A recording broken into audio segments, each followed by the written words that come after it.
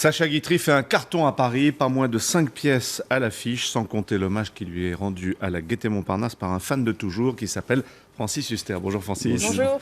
Merci d'être avec nous. Le spectacle s'appelle Sacha le Magnifique et vous êtes accompagné sur scène par la très belle Lisa Masquer. Bonjour Lisa. Bonjour.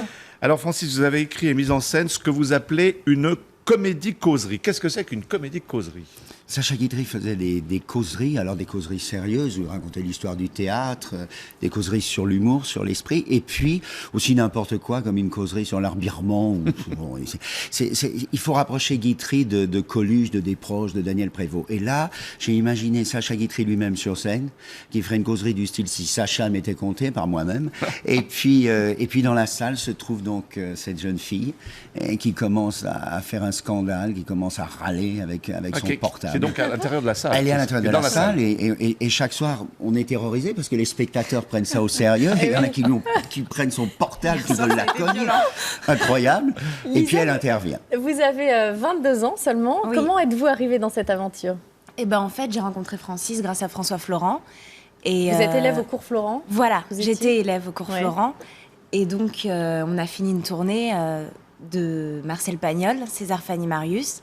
Et ensuite, Francis m'a proposé de faire ce spectacle et ça m'a tout de suite plu et voilà, je me suis lancée. On va évoquer la vie extraordinaire, au sens propre de Sacha Guitry. 1885-1957, pour ceux qui ne sauraient pas, je fais le malin. On va d'abord vous voir au théâtre, tous les deux, c'est à la Gaîté Montparnasse. J'ai rien à te dire. Ah non, non, tu n'as rien à taire parce que tout est dit sur ton visage. Mais tu t'ennuies avec moi. Voilà. Je vais te dire, si tu t'amuses avec lui, c'est parce que tu me trompes. Dès l'instant où tu seras libre, tu vas recommencer à te morfondre, avec Freinet, cette fois. Je vais en faire une comédie, tiens, de notre drame. Seulement, écoute-moi bien, ne dis pas le mal de moi, parce que tu passerais pour une idiote d'avoir vécu 15 ans avec un imbécile. Alors elle va en face, et bien dans le yacht du duc de Westminster pour recevoir un prix, le prix de la femme la plus élégante. Enfin, c'est d'une certaine élégance d'aller tromper son mari dans le yacht en face. Et puis alors, Sacha, bien entendu, s'en aperçoit. Oh, alors là, c'est plus possible. Et les voilà qui vont divorcer. Alors, bien, même chose, n'est-ce pas? Il rencontre une jeune fille, une jeune comédienne, Geneviève de Séréville, n'est-ce pas, Miss Cinémonde, qui vient l'interviewer. Et puis alors, voilà, il hésite entre Geneviève de Séréville, qui l'emmène en tournée, et à Simone Paris aussi. Il a plusieurs liaisons à la fois. Puis finalement, c'est Geneviève de Séréville qu'il va épouser, et c'est la mort qui entre chez lui. Si par malheur il n'avait pas à cet endroit précis des ramures de bois qui leur vont et leur font un beau front ombrageux. Dites donc, est-ce que vous chantez bien? Où est-ce que vous avez appris à chanter? Dans la salle de bain. Dans la salle de bain, c'est formidable. Bravo, vous gazouillez très bien. Mais Lisa, dans la vraie vie, vous n'avez pas appris dans la salle de bain? Non. Si vous avez pris des cours? Oui, j'ai pris des cours, j'étais en classe de chant lyrique au conservatoire. Magnifique. Décidément. Voilà. Bluffant. Quel rôle jouez-vous ?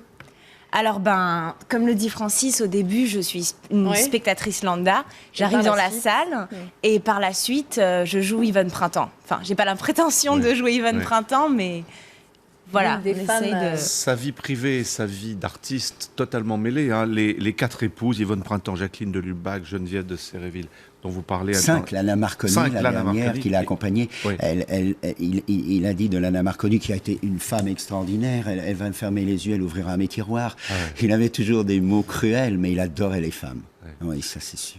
Il les épousait. Et il a épousé d'ailleurs l'une des maîtresses de son père. Oui, bien sûr, il lui a chippé. C'est-à-dire qu'au début de sa carrière, son père, Lucien Guitry, c'était une sorte de Gabin, un des plus grands acteurs de tous les temps. Le successeur de Talma. Il a inventé le silence sur scène parce qu'à cette époque-là, le style de jeu théâtral, c'était de ne jamais s'arrêter. Et puis, fils de ce père magistral, partenaire de Sarah Bernard, Sacha tout seul est obligé de dire, alors il fait les 400 coups et il commence à écrire des pièces de théâtre et c'est là que sa vie commence avec Charlotte Lizès. Comment avez-vous découvert Guitry, Lisa, et à quel âge? Alors moi, j'ai découvert Guitry il n'y a pas longtemps.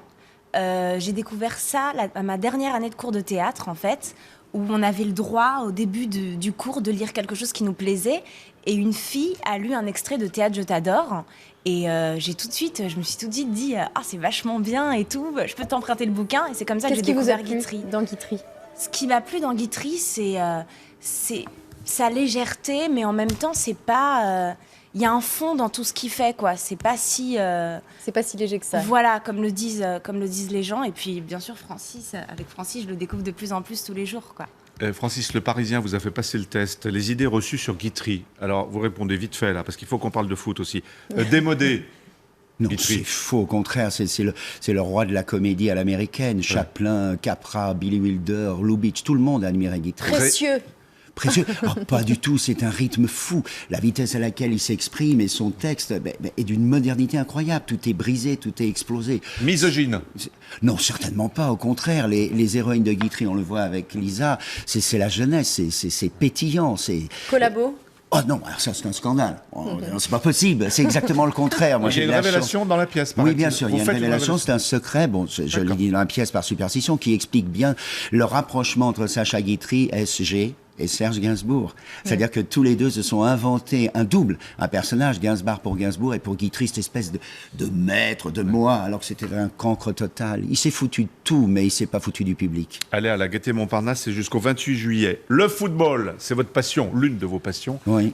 Escalette, le coup près est tombé, là, hein, Roselyne Bachelot vient de dire. Départ inéluctable, vous êtes ravi. Oui, inéluctable, je crois, dans la dignité, pas pour lâcher le navire, mais au contraire pour en reconstruire un autre. Pour moi, si vous voulez, je pensais, on était dans les Bleus, avec Michel Hidalgo, avec Zidane, avec Aimé Jacquet. On est dans le rouge carrément avec l'affaire Domenech. Maintenant, on va entrer dans le blanc, dans l'espoir. Je lisais des interviews de vous bien avant le début de la Coupe du Monde. Vous disiez cette équipe de France, c'est le fantôme de la Coupe du Monde. Vous n'y croyiez pas, même Pas avant du tout. le Puis elle début. était disqualifiée. Moi, je me sens irlandais, quoi. Je pensais que l'équipe mettrait comme titre tous irlandais, parce que on a été de la sale manière là-bas. On en reparle de la même façon. Lisa, il est intenable sur scène pendant le football. Qu'est-ce qu'il fait ? On lui donne les résultats parce qu'il peut pas. Ah oui, il est fou de foot. Hein. On Ah est oui. toujours en face au café. Il est là, regardez la télé. Vous avez la télé dans la loge aussi, non Non, Pour suivre les matchs au Non, backstage, non, juste en face.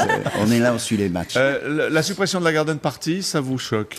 Ça me choque dans le sens où je pense qu'on aurait pu à ce moment-là ouvrir cette garden party au peuple. Que le président reçoive au contraire, au lieu des têtes couronnées, au lieu de... Oui, mais il faut Ce qui payer était quand fait même. déjà. Ouais. Pardon. Ce qui était fait on aurait déjà. pu faire, oui, mais on aurait pu faire quelque chose de plus populaire, justement. J'ai l'impression que ça va être mal reçu, quoi.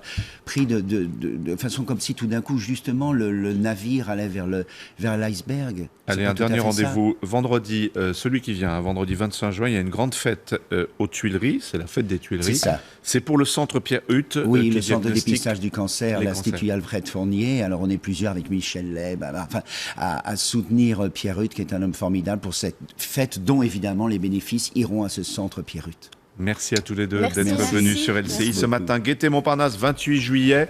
Madame de Lubac. Non, pas Madame de Lubac, Madame de Séréville, c'est cela ? Non, Yvonne Printemps. Yvonne Printemps, j'y tiens. Yvonne Printemps, merci d'être passé sur LCI. Merci Francis, le journal. Merci.